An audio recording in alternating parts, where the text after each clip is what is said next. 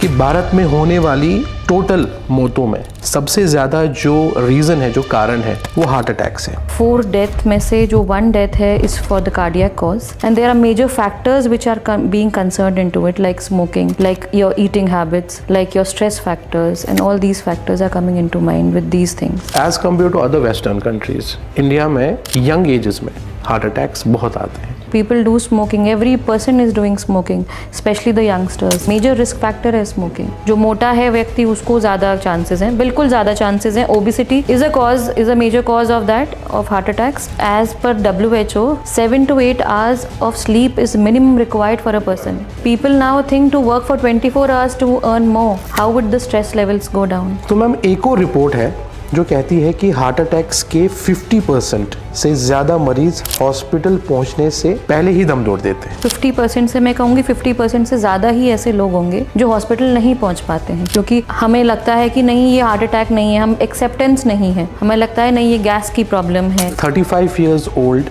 Boy जो बिल्कुल अपना फिजिकल एक्टिविटी नॉर्मल थी, उसकी जिम भी जाता था, सडनली कोलैप्स हो गया and afterwards we found out that कि उसको हार्ट अटैक आया है। ये हमारा मिसकंसेप्शन है कि अगर वो जिम जाता है तो वो फिट है। ज़रूरी नहीं है जो देखने में फिट है वो उसके अंदर से भी वो फिट होगा। हार्ट अटैक के सबसे बड़ा दुश्मन है, सबसे ऊपर तो इसमें आता है स्मोकिंग।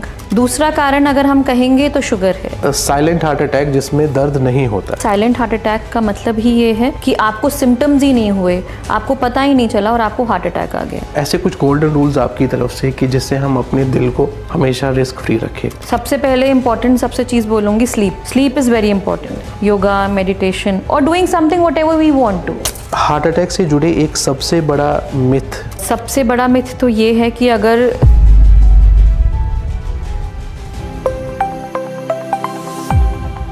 नमस्कार, मैं डॉक्टर आदिल हुसैन हूँ, clinical consultant Felix hospitals. Felix talks में आप सबका स्वागत है। क्या आप जानते हैं कि वर्ल्ड हेल्थ ऑर्गेनाइजेशन यानी WHO के अकॉर्डिंग हर साल दुनिया भर में लगभग 1 करोड़ 80 लाख लोगों की मौत दिल से जुड़ी बीमारियों की वजह से होती है और इनमें सबसे बड़ा कारण हार्ट अटैक है।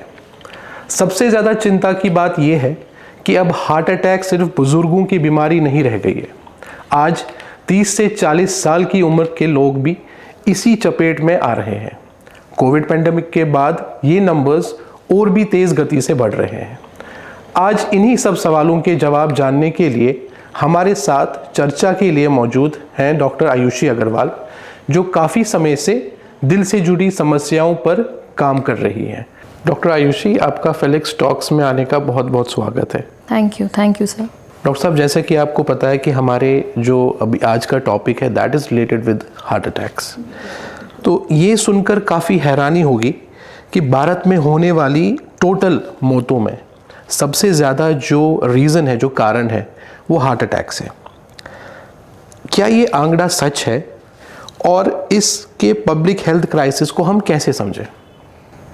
बिल्कुल सही बात कही है आपने, और ये हमारे लिए एक बहुत बड़ी प्रॉब्लम है कि जो भारत में बढ़ते हुए केसेस हैं वो बढ़ते जा रहे हैं, ना कि सिर्फ ओल्ड एजेस में, और it is now in young age well. माना जा रहा है कि अगर 4 डेथ में से जो 1 डेथ है is for the cardiac cause. So now there is increasing trend of all those things, which we have to take care of nowadays, and there are major factors which are being concerned into it, like smoking, like lifestyle, like your eating habits, like your stress factors, and all these factors are coming into mind with these things. Okay, जैसे ma'am आपने बात की कि खासकर India में stress factors जो होते हैं, तो my next question will be related with this. एक और चौंकाने वाली बात मैम ये है कि जो वेस्टर्न कंट्रीज़ होते हैं उसके मुकाबले में हमारी जो कंट्री इंडिया है, तो वहाँ पे हार्ट अटैक्स की कारण जो मौत होती है वो 10 से 15 साल पहले होती है। आई मीन वहाँ पे जो हार्ट अटैक आते हैं, तो लेट्स से कि कोई वहाँ पे 45 इयर्स का होगा तो पहला हार्ट अटैक उसको आ जाएगा। यहाँ पे वो 25 to 30 की एज में देखा जाता है। ऐसे केसेस बहुत सुनने में आए हैं। नहीं, बिल्कुल ऐसा है। ऐसा इसलिए भी है क्योंकि जो साउथ एशियन कंट्रीज़ हैं उसमें जो लोग हैं उनकी जो आर्टरीज़ हैं, मीन्स नाड़ियाँ जो उन ब्लड सप्लाई करती हैं हार्ट को, वो थोड़ी पतली होती हैं। अगर वो पतली होंगी उसकी वजह से अगर उसमें प्लाकिंग मतलब कोलेस्ट्रॉल डिपोजिशन होगा तो वो जल्दी होगा, जो वो नैरोइंग जल्दी हो जाएगी। वो जैसे जैसे नैरोइंग होगी उसकी वजह से हार्ट अटैक के साइंस और फीचर्स जल्दी आएंगे। सो ये कारण एक बहुत प्रोमिनेंट कारण इसमें देखा गया। मेरा मैम मेन फोकस जो था दैट इज़ कि एक जो रिसर्च निकली है अभी, बहुत सारी टीवीज़ भी, बहुत सारी मीडिया में एंड इवन रिसर्च भी है, WHO की रिसर्च है कि as compare to other western countries, India में यंग एजेस में हार्ट अटैक्स बहुत आते हैं। हाँ, यंग एजेस में जो हार्ट अटैक जो इसमें हम देखा गया है, तो जैसे मैंने पहले भी आपको बताया कि lifestyle, sedentary lifestyle nowadays, smoking is the cause of that, है ना? And people are falling ill very frequently. They are having blood pressures, they are having diabetes nowadays. So when these things come into the loop, the heart cases increases. So nowadays smoking has become a very, very socializing thing. People do smoking. Every person is doing smoking, especially the youngsters. अगर देखा जाए तो उसमें भी एक cause है, हमारा major risk factor है स्मोकिंग। सो हम ये कंसिडर कर सकते हैं इसमें कि ये कॉज है। ये कह सकते हैं कि जो हमारी यंग एज है, यंगस्टर्स जो है, जो यूजुअली अभी जॉब के एज में है, कॉर्पोरेट ऑफिस में है, तो that reason can be because of stress. बिल्कुल बिल्कुल, there is a rat race everywhere. There is a rat race, everybody wants to sit in front of the other person. उस rat race में people are more stressful. And what do they do in stress? They smoke, they have sedentary life, they don't have rest, sleep भी नहीं होती उनकी। minimum as per WHO 7 to 8 hours of sleep is minimum required for a person. People now think to work for 24 hours to earn more. How would the stress levels go down? Sleeping is a very important factor. Yes, बिल्कुल, because sleeping से खाली हमारा stress कम नहीं होता, but it's also essential for healing of the body. बिल्कुल बिल्कुल। Okay ma'am, perfect. तो ma'am एक और रिपोर्ट है जो कहती है कि हार्ट अटैक्स के 50% से ज़्यादा मरीज़ हॉस्पिटल पहुंचने से पहले ही दम तोड़ देते हैं। इसके पीछे क्या वजह है? क्या लोग लक्षणों से पहले नहीं, उनको लक्षण से पहले क्या इश्यूज आते हैं, या फिर उनको कुछ पता नहीं होता है उसके क्या लक्षण हैं? कुछ आप उसमें बता सकते हैं? बिल्कुल, ये वाली बात सही है। और 50% से मैं कहूँगी 50% से ज़्यादा ही ऐसे लोग होंगे जो हॉस्पिटल नहीं पहुँच पाते हैं, क्योंकि हमें लगता है कि नहीं ये हार्ट अटैक नहीं है, हम एक्सेप्टेंस नहीं है, हमें लगता है नहीं ये गैस की प्रॉब्लम है, कंफ्यूज हो जाते हैं कि मस्कुलर प्रॉब्लम है, ये चेस्ट पेन नहीं है। And we have a golden period, like few hours after the heart attack आप उस मसल को जो डेड होने वाली है आप उसको रिवाइव कर सकते हो, उसको ओपन करके, नाड़ियों को ओपन करके आप वो वाली मसल्स को रिवाइव कर सकते हो। You lose those few hours the golden period, तो वो डेड ही रहेगी muscles. And once they are lost, फिर आप कुछ जल्दी नहीं है करने की, but then if you come in that time then your heart functions would be as good as previous. वो बिल्कुल नॉर्मल हो जाएगा। लेकिन अगर आप उसमें डिले करेंगे तो हार्ट का फंक्शन भी अब नॉर्मल रहेगा and whole of your life you will be suffering with the same problems again. Okay ma'am, तो मैम एक आपको बहुत ही इंटरेस्टिंग सा केस बताऊंगा कि पिछले महीने हमारे ऑफिस में एक 35 इयर्स ओल्ड बॉय जो बिल्कुल अपना फिजिकल एक्टिविटी नॉर्मल थी उसकी, जिम भी जाता था, सडनली कोलैप्स हो गया and afterwards we found out that कि उसको हार्ट अटैक आया है। ऐसा कैसे हो सकता है मैम? आजकल तो बहुत कॉमन चल रहा है ये टॉपिक, बहुत लोगों के साथ में ये हुआ है। पर ये हमारा मिसकंसेप्शन है कि अगर वो जिम जाता है तो वो फिट है, है ना? ज़रूरी नहीं है जो देखने में फिट है वो उसके अंदर से भी वो फिट होगा। कई सारी चीज़ें होती हैं, हो सकता है उसे डायबिटीज़ हो सकता है वो स्मोकर हो सकता है फैमिली हिस्ट्री हो, जेनेटिक प्रिडोमिनेंस हो। तो ये कहना मुश्किल है कि वो जिम जाता था इसलिए हो गया उसे, नहीं। उसमें ऐसे कोई फीचर्स रहे होंगे या फिर स्ट्रेस भी कह सकते हैं, जो भी कुछ कह सकते हैं, पर हमें ये कहना ये ठीक नहीं है कि जिम आपकी चीज़ों को रिवर्ट कर देगा। जिम एक ऐसी चीज़ है, अगर आप एक्सरसाइज कर रहे हैं, हाँ वो चांसेस कम से कम करेगा, लेकिन ऐसा नहीं है कि वो बंद कर देगा। आपके जेनेटिक फैक्टर्स को कवर अप नहीं कर सकता वो। जो आपके नॉन चेंजेबल फैक्टर्स जो जेनेटिक हैं और जो चेंजेबल फैक्टर्स जो वो चेंज नहीं करना चाहते, जैसे स्मोकिंग, Yeah. उसको वो चेंज नहीं कर सकता। So one of the cause can be the genetic factor also. बिल्कुल, बिल्कुल। Instead कि एक पेशेंट जो है या एक एनी यंगस्टर जो है वो स्मोकिंग ना करे या फिर हेल्दी लाइफस्टाइल यूज़ करे, बट एक जेनेटिक फैक्टर उसके पास है तो he also has the risk. He has the risk, पर उसका रिस्क कम हो जाता है इफ़ ही टेक्स प्रिकॉशंस। अगर आपके जो मॉडिफाइबल दो चीज़ें होती हैं, modifiable risk factors and non modifiable risk factors. अगर आप देखा जाए तो मॉडिफाइबल रिस्क फैक्टर्स को आप मॉडिफाई कर लो। जैसे अगर आप डायबिटिक हो तो डायबिटीज़ में आप अपनी शुगर्स को कंट्रोल करके रखो, अपने ब्लड प्रेशर है तो अपने ब्लड प्रेशर को कंट्रोल कर, आपकी सेडेंट्री हैबिट्स हैं तो उसको आप ठीक करके रखो, है ना। ये चीज़ें जो मॉडिफाइबल फैक्टर्स हैं आप उससे कर सकते हो, तो आप उसको करो। जो नॉन मॉडिफाइबल फैक्टर्स हैं उसमें कोई कुछ नहीं कर सकता, पर ये अगर करोगे तो चांसेस कम से कम हो जाएंगे। मैम जैसे हम अपने दर्शकों को बताएं कि एक आम भाषा में जो हार्ट अटैक होता है वो हम कैसे एक्सप्लेन करें, और ऐसा बॉडी में क्या होता है, क्या गड़बड़ हो जाता है कि आप वो एक आम भाषा में अपने हमारे दर्शकों को बता सकते हैं? बिल्कुल बिल्कुल, और ये बहुत ज़रूरी क्वेश्चन है और सबको पता होना चाहिए। हार्ट अटैक एक ऐसी चीज़ है, आपको जब भी महसूस होगा, जनरली जिसको महसूस होता है वो ऐसा लगता है जैसे छाती को किसी ने जकड़ लिया हो, जैसे एक हाथी छाती पे बैठ गया हो। ये टिपिकल फीचर होता है जिसको हम बोलते हैं जकड़न वाला दर्द। बिल्कुल वो फीचर होता है, वो वाला। अगर आपका वैसा पेन है, या आपको लग रहा है हाथ में, लेफ्ट हैंड में जा रहा है पेन, या आपके जॉ में जा रहा है पेन, या आपके इवन बैक में जा रहा है, associated with sweating, with palpitations, can be a cause of cardiac. आपको एक अलार्मिंग साइन है कि आपको कुछ करना है, you have to go to the hospital for that. रही बात दूसरी, जैसे हम गैस्ट्रिक कहते हैं, कई बार हम गैस्ट्रिक पेन भी मिमिक करते हैं, मतलब they present similarly like cardiac, पर जनरली लेस कॉमन होता है। पर गैस्ट्रिक पेन होंगे वो आपको upper side of the abdomen होगा, and when you have antacid तो वो चीज़ें बेटर हो जाएंगी। Okay, so these are the things we can keep in mind. Okay ma'am, ये गैस्ट्रिक पेन की वजह से मेरे को एक चीज़ कुछ टाइम पहले ही मेरा एक फ्रेंड था, तो ही सडनली कॉल्ड मी। तो उन्होंने मुझे बताया कि मेरे जो चाचा जी हैं उनको ऑलरेडी एंटासिड्स पे थे, तो ऑलरेडी उनको गैस्ट्रिक प्रॉब्लम्स थी। तो सडनली उनको गैस्ट्रिक पेन हुआ, उनको लगा कि इनको गैस्ट्रिक प्रॉब्लम है और उनको गैस्ट्रिक पेन हो रहा है, तो उसको सडनली हॉस्पिटल लेके चले गए और वहाँ पे पता चला कि वो एक्चुअल में हार्ट अटैक है। तो मैम आप ये बता सकती हैं कि, क्योंकि ये बहुत कॉमन होता है कि जो हमारे और आपके जैसे जो डॉक्टर्स नहीं हैं, जो नॉर्मल एक इंसान है, उसको ये पता नहीं चलता है कि हार्ट अटैक हो रहा है कि मेरे को गैस्ट्रिक पेन हो रही है या फिर गैस्ट्रिक इश्यूज हो रहे हैं। तो ये फ़र्क कैसे करें हम?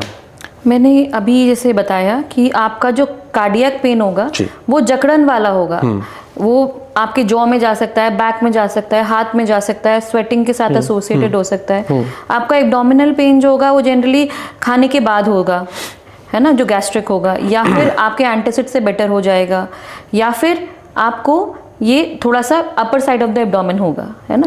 पर जबकि हम इसमें ये प्रॉपरली डेफिनेशंस नहीं है। कई बार जो गैस्ट्रिक पेन है वो कार्डियक मिमिक कर सकता है, कई बार cardiac pain types gastric mimic कर सकता है, सो वाइस वर्सा है। तो उसमें पर इफ़ यू थिंक कि हमें ये, you should go for ECG, you should go for investigations for that, and then the things should come out कि ये क्या कॉज है। कोई भी नॉर्मल इंसान को ये नहीं करना कि हमें वेट करना है for the things to happen, the problem, तभी तो वो डिले होता है टू रीच द हॉस्पिटल। यहाँ पे मैं अपने दर्शकों को बताना चाहता हूँ कि अगर आप, आजकल तो यंग एज में भी बहुत होता है, अगर कभी भी आपको कोई भी चेस्ट पेन लगे, कोई भी इश्यूज़ लगे कि आपको ये समझे कि मेरे को गैस्ट्रिक इश्यूज़ है या फिर चेस्ट में कोई पेन हो, आप प्लीज़ डिले ना कीजिए, तुरंत हॉस्पिटल आइए और अपने हार्ट का चेकअप करवा लीजिए। Right ma'am? बिल्कुल बिल्कुल सही। मैम अच्छा, एक और क्वेश्चन आपको बताना चाहता हूँ कि हार्ट अटैक के सबसे बड़ा जो दुश्मन है या फिर जो रिस्क फैक्टर्स हैं वो कौन से हैं, और इन रिस्क फैक्टर्स से हमें किन किन रिस्क फैक्टर्स पे अपनी नज़र होनी चाहिए और इनसे बचना चाहिए मैम? तो अगर देखा जाए तो सबसे ऊपर तो इसमें आता है स्मोकिंग। ओके। स्मोकिंग क्या करता है कि जो धुआं है वो आपकी आर्टरीज में जाके आपकी जो नाड़ियों की, जो आर्टरीज की जो परत है उसको खराब करता है। नॉर्मली वो नाइट्रिक ऑक्साइड रिलीज करती है जो आपकी आर्टरीज को डायलेट करती है, लेकिन जब वो रिलीज नहीं होगी तो स्मोकिंग की वजह से तो वो पिचक जाएगी और आपके हार्ट अटैक के चांसेस ज़्यादा होंगे। ओके। दूसरा कारण अगर हम कहेंगे तो शुगर है। अगर आप शुगर कंट्रोल नहीं रखेंगे तो बिल्कुल ये होगा। शुगर अगर आपकी हाई रहेगी तो उसकी वजह से भी ये सारी चीज़ें हो सकती हैं, associated with high cholesterol levels. तो हमें कोलेस्ट्रॉल लेवल्स भी हमें अपने ठीक करना चाहिए और चेक करते रहना चाहिए। जैसे मैंने अभी बताया कि आपको कभी भी कुछ भी रिस्क फैक्टर्स में आप लगे आपको तो तुरंत हॉस्पिटल आके अपने जो है कार्डियोलॉजिस्ट से चेकअप करवा लीजिए या फिर अपने हार्ट का जो चेकअप है वो पूरा करवा लीजिए। ओके मैम, मेरे को हमेशा जो है मेरे फैमिली मेम्बर्स या फिर मेरे दोस्त हैं जिनके बच्चे हैं तो वो हमेशा बोलते हैं कि डॉक्टर साहब आप कभी कुछ पॉडकास्ट ऐसा करो कि हमारे बच्चे भी थोड़ा संभल जाए उस चीज़ से। तो that is about the junk food.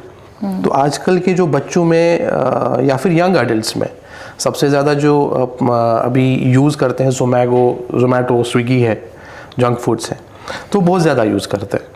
तो उसका मैम कोई risk factors to the longer run? बिल्कुल है, बिल्कुल है। आपके वो जो प्रोसेस्ड फूड है ये सब ना, आपके प्रोसेस्ड फूड में ट्रांस फैट आपका होगा, वो डिपॉजिट होगा आर्टरीज में। जब आर्टरीज में when it will get deposited then there are more chances to have heart attack. जब कोलेस्ट्रॉल डिपॉजिशन बढ़ता चला जाएगा then there will be a chance कि आपका जो हार्ट अटैक है वो 10 to 15 ईयर्स पहले हो as compare to the normal time you must be having. So हमारे फूड हैबिट्स तो बहुत इंपॉर्टेंट है। जी जी।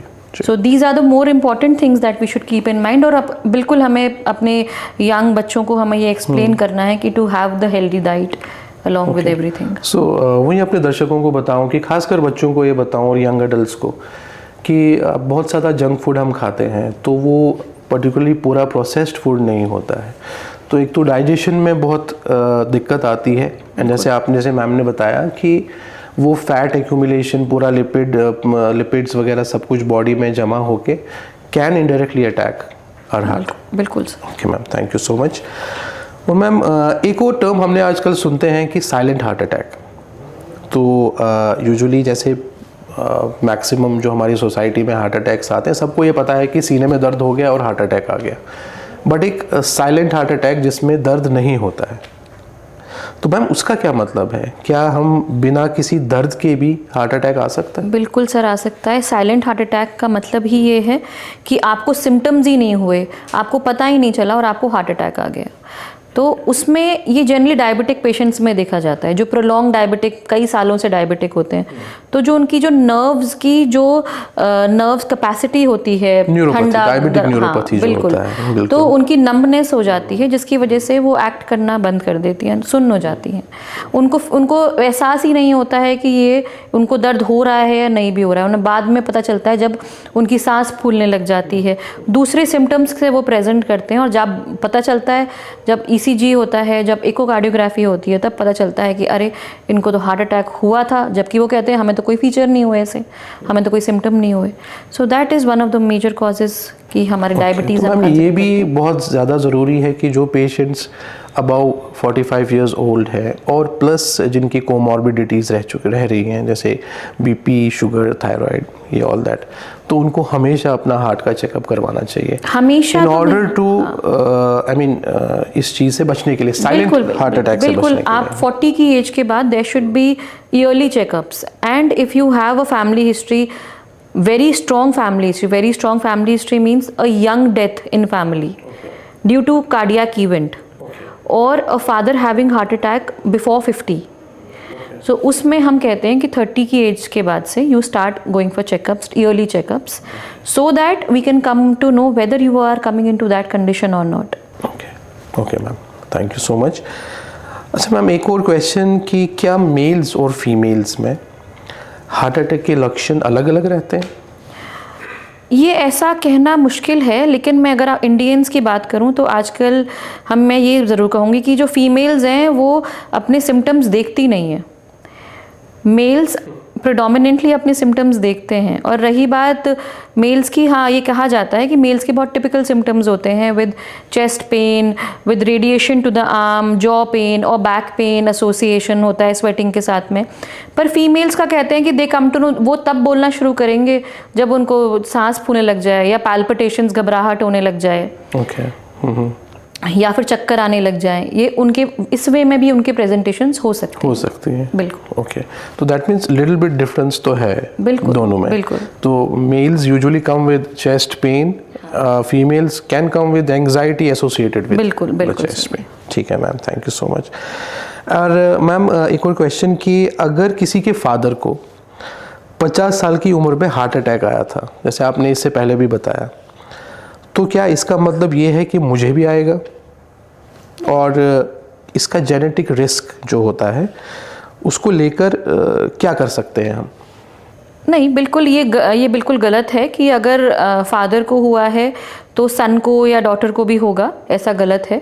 बट ये है कि हमारे जेनेटिक फैक्टर्स उसको प्रीडिस्पोज कर रहे हैं, तो चांसेस हो सकते हैं। But with a healthy lifestyle, with all the things kept into mind, और हम अगर अपने लाइफस्टाइल को मॉनिटर करके रखें तो चांसेस उसके कम से कम हो जाएंगे, as we had discussed previously.